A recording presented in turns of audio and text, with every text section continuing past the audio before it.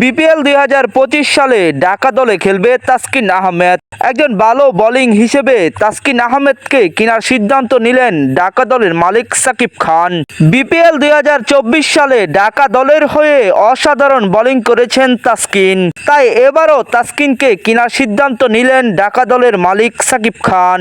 ইতিমধ্যে সাকিব খান ঢাকা দলকে একটি শক্তিশালী দল হিসেবে গঠন করতে যাচ্ছেন, তাই তো সাকিব খান ভালো ভালো দেশি এবং বিদেশি খেলোয়াড়দের সঙ্গে যোগাযোগ এবং চুক্তিবদ্ধতাও করছেন।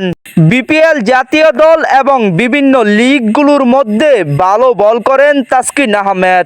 তাসকিনের বলের গতি হয় অনেক, সুইমিং এবং বাউন্স বল করার কারণে ব্যাটিং এত সহজেই তার বল 4 ছক্কা মারতে পারে না।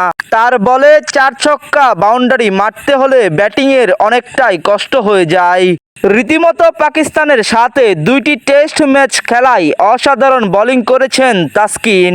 তাসকিনের বোলিং লাইন বর্তমানে আগের থেকে অনেকটাই ভালো হয়েছে।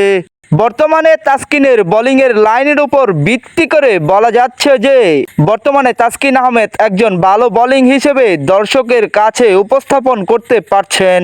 বিপিএল 2024 সালে ঢাকা দলের হয়ে খেলেছেন তাসকিন, তাই এবারও ঢাকা দলের মালিক সাকিব খান তাসকিনকে কেনার সিদ্ধান্ত নিলেন।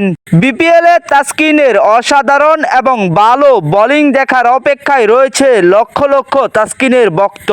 তবে কি বিপিএল 2024 সালের মতো ভালো বোলিং করে বিপিএল 2025 সালে দর্শকের মন জয় করে নিতে পারবে তাসকিন আহমেদ? বিপিএল 2025 সালে তাসকিনের জন্য শুভকামনা রইল।